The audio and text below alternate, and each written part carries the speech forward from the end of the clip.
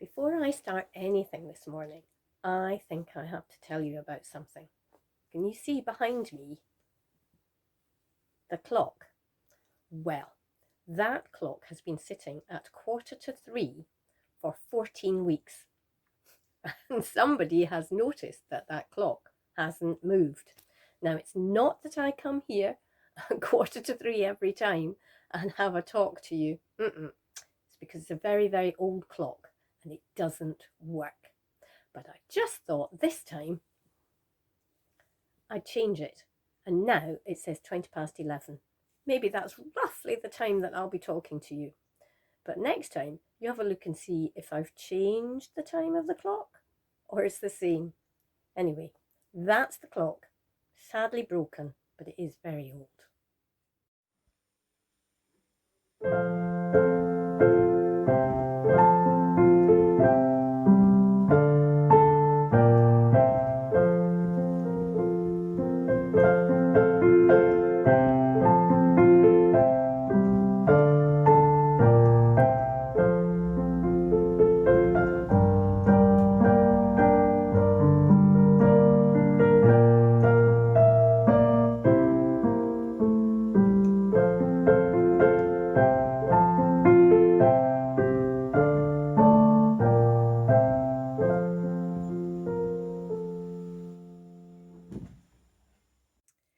Hello everybody, nice to be back with you again.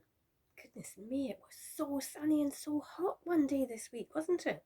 I got burnt because I sat in the sun too long. Anyway, doesn't look so sunny now, does it? Before we start our story about David today, it's another bit of David's story. I'm going to show you some pictures. And I'm going to ask you, how do you think you could help the person in the picture? How do you think you could be kind to them? Here's the first one. I think that little boy is lost. I think he's maybe trying to ring to find out where his mum is or his dad or somebody who could help him. Maybe his phone's not working anymore. How do you think you could help someone like that? I guess you could stay with them until their mum or dad or whoever takes care of them finds them. Or maybe you could lend them your phone if theirs isn't working. What about this one? Now, you're on holiday now, so this won't happen so much because I think this is a school playground. Oh, there are 3 girls and they're all having a great time and they're just playing together, but there's one little girl, I think, who feels a little bit left out. I wonder how you could help that little girl. I guess you could play with them, or you could ask the other 3 girls, because they probably hadn't thought about it. Just ask the other 3 girls if they'd let her join in. This one's a bit of a bigger problem. I expect you've seen people like this. This is somebody who doesn't have a home, doesn't have a job. He does have a pet, but that looks like that's all he's got really, doesn't it? You walk past them in places like Mulgai or even in Glasgow.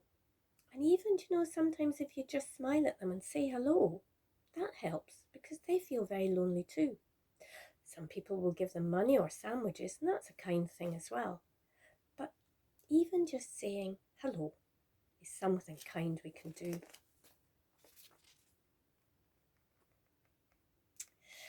Now, this old lady looks as if she's living alone, and I think maybe she's lonely. Now, sometimes we can't go and visit people, but we could send them cards, or we could just ring up. Maybe you know somebody who's maybe a little bit lonely in their house, because at the moment a lot of people are in their houses and they can't get out. Maybe you could ring them, or make them a card, or just send a wee note. This is a much bigger one. Now, these people have lost their home, and it looks to me like they're going to have to move away. Now, we can't build a house for them again. And I think maybe their house got knocked down in a war. Maybe something like that happened, because in wars, it's lots of innocent people. Their houses do get knocked down and they have to move away. But there are charities that help people who are out in war-torn countries. And that's how we can maybe help. We can find out about people who help in other countries. And although we can't rebuild their homes. Sometimes there are charities that can help rebuild their homes.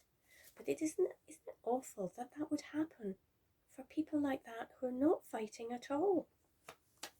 But talking about fighting, this one, that doesn't look as if it's too far away from home, does it? I don't know about you, but sometimes all of us living together and seeing one another all the time, we can get a bit grumpy. And it looks to me like in this one, the mum is doing all the work and the boys are getting on one another's nerves. This happens all the time, really, doesn't it? But to be kind and helpful, I think you know what we would do. We would go and help the mum, and maybe if we were feeling grumpy with our family, we'd try and say sorry. And that's how we can be helpful and kind. So it won't come as any surprise that today's story with David is about David being kind. So, you might remember last week I told you that even though David's story is quite long, he doesn't have a book in the Bible named after him. But I told you that his story is in a book called Samuel. Well, Samuel's story is probably even longer than David's because he's got two books, 1 Samuel and 2 Samuel. This story comes from the second book of Samuel. Now, do you remember that family whose house had been knocked down because they were probably in a war?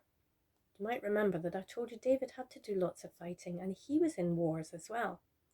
And I'm afraid one time David had a really special friend called Jonathan. And Jonathan was the son of King Saul. Now, everything was going very well for David and Jonathan because they were great friends. But Saul was the one that David had to fight. And I'm afraid there was a huge big battle. And King Saul and Jonathan both got killed. And that made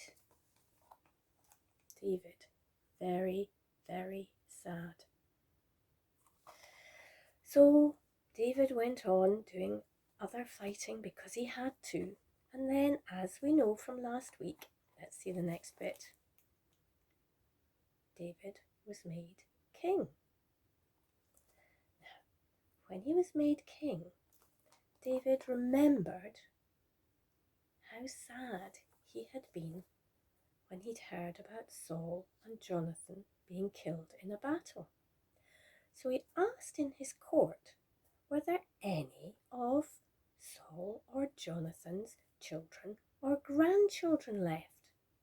And one person in the court remembered a story about Jonathan's son, little boy. And I'm just going to check his name. His name is Mephibosheth. I had to look at that because it's quite hard to remember because it's quite a strange name. It's not like Jonathan, is it? Well, what had happened was, here's little Mephibosheth. Can you see him down here?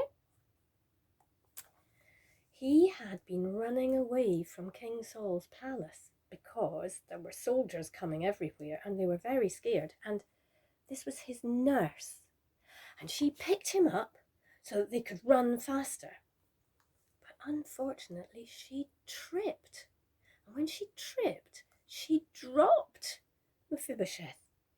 And when he got dropped, his legs got hurt. And so he was very lame. Because he was very lame, do you remember that man who was sitting beside the rubbish bin and just had a dog? Well, Mephibosheth couldn't work, and so he was a little bit like a beggar. Imagine, he'd been in a palace, and then all of a sudden his life changed upside down.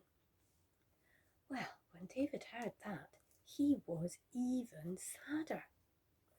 And he thought about Mephibosheth as a grown-up because time had gone on and on. And he said, I wonder if somebody could go and get Mephibosheth for me. So someone from the palace ran off to where Mephibosheth was and said, King David wants to speak to you. Now, Mephibosheth was a little bit scared because he knew that his dad and his grandfather had been killed in the fighting. And a little bit of him was kind of scared in case David was asking him to the palace to have him killed.